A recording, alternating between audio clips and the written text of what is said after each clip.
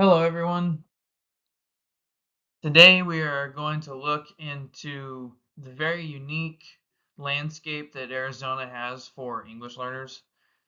All states have the flexibility to interpret federal law, so Arizona has developed their own specific language development approach, which is designed to help students move towards English proficiency while using what they know already in their culture as an advantage. So today we're going to look at the how and the why behind Arizona's requirements. So first we're going to define the English learner in Arizona. And an English learner is a student that does not speak English as their primary language, and their level of English proficiency is not good enough for them to have ordinary classroom instruction in English.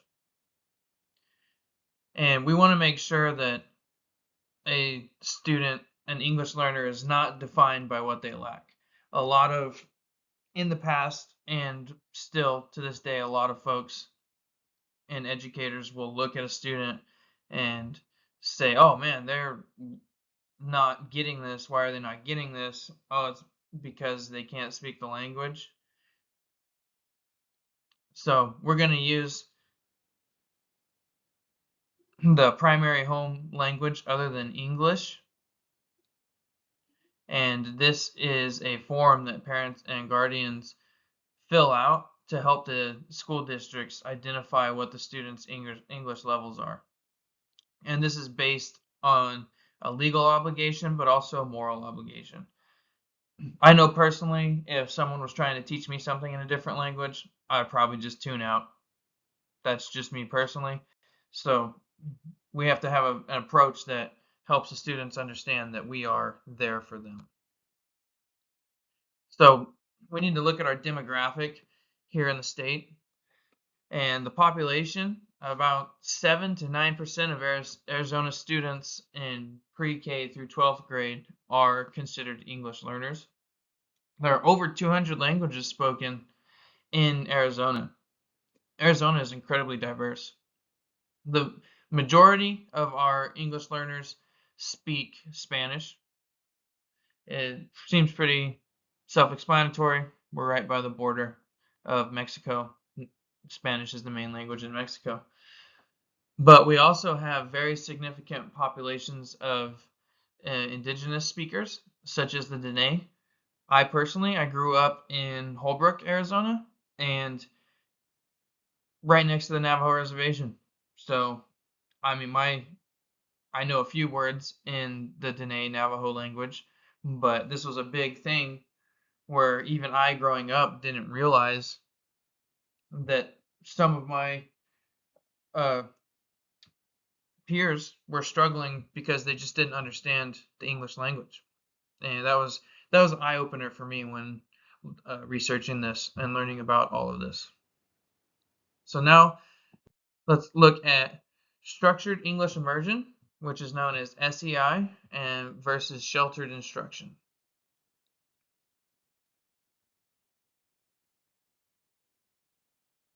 It is very important to distinguish between the two.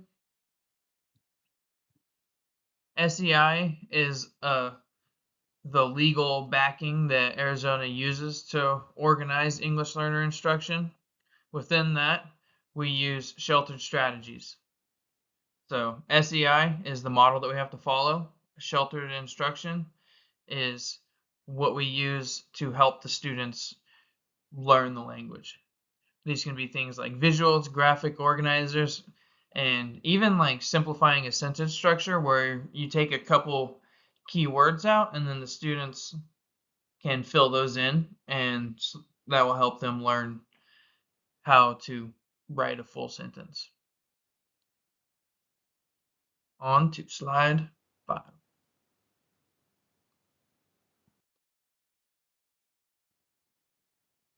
In the last few years, Arizona's language development approach, which is the acronym LDA, has started to change from looking at the student's language as native language as a deficit and them not knowing English is a deficit, to using their native language and culture as an asset. We don't look at the student's home language as a barrier to overcome. We need to look at it as a foundation to build upon. Research has shown that English learners acquire their English skills faster when they feel that their personal identity is being respected, and also when they are challenged with high level content. So let's talk about the 4 principles of the language development approach. The first principle is asset-based behavior and expectations. And you just got to maintain high expectations in the classroom. And this is set up by classroom procedures and rules and you staying consistent. The second principle is integrated instruction in disciplinary language and content. And this pretty much means that you got to teach the language of math and science during those blocks and not just throw the student in there and say, good luck, here's the English language that you only understand 40-50% of. And if you're in science class and they're adding the harder science words, in my opinion, then that's going to throw a student for a loop. The third principle is targeted and explicit language instruction, and this is just giving students a dedicated time to study their English mechanics. And principle 4 is continuously assessing, monitoring, and giving students feedback and using data to come up with instruction based off of past students, your current students, all of that thrown together to find the best possible approach to help these students figure out their language approach and learn the English language. Talk about student agency, and this is them having a voice and feeling confident.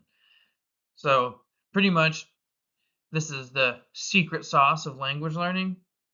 When a student feels like they are taking ownership of their own learning, they have a voice, that they're creating their own goals, and they get to choose how they demonstrate their knowledge, they will be more successful and more intrinsically motivated. By giving them the sense of voice, they will, and creating a safe environment, they will fail forward, right? I know in my life, I've learned way more from failures than I have from successes, but you have to be willing to push through those failures, and you need a safe environment to do that so you don't get down on yourself. And if you have that safe environment and you can see yourself growing, failing kind of upward, then you'll be more confident. And this will help students learn the language and be more proficient. Now let's look at some approved SEI models. So first of all, we're going to talk about newcomers, and these are just students that are in their first year of language support. That's basic, pretty standard, pretty straightforward. So let's talk about the pullout method. And this is when we have English learners, they get to go to their regular classes every day, but every once in a while, or consistently, not every once in a while, maybe 2 or 3 times a week, they get pulled out for targeted English language development. The 2-hour model is the standard for most students. This gives them a set amount of time every day that they know that they're going to go work on the English language and get better at it. And then the 50-50 dual language, this is just splitting the instruction between English and the student's home or native language, but the parents have to sign a waiver for this to get it going. To identify students that need it, first things first, when students are enrolled in the school, a survey is given to the parent and they ask them if another language other than English is spoken at home. Very simple. And if the parents answer yes, then the student is given the AZELLA test to determine their eligibility for English language development. And then every year after that, we are going to reassess the students to track their progress and also see if we can move them on to be not an English learner anymore and just proficient in the English language. So there are some standard accommodations that students will get, and these are available for the English learner students that have an IEP or a 504 plan. We want to make sure that we are testing the student's language and not their ability to sit in a large room. English learners with special need are entitled to standard accommodations like extended time, smaller groups, simplified direction, larger print, braille if a student needs it. There's universal tools like scratch paper and highlighters. And we just want to give students every opportunity to be successful and get them proficient in the English language so then they can be more engaged in class and learning more content as they go. There are also some parental and guardian rights. The parents, they're our partners. They have a legal right to opt their child out of an SEI program if they wish. But even if they refuse the service, the federal law requires that the student has to be tested annually with the AZELLA until they are proficient. And we need to understand that we not understand, we need to ensure that parents understand that services are a support and not a punishment for their students.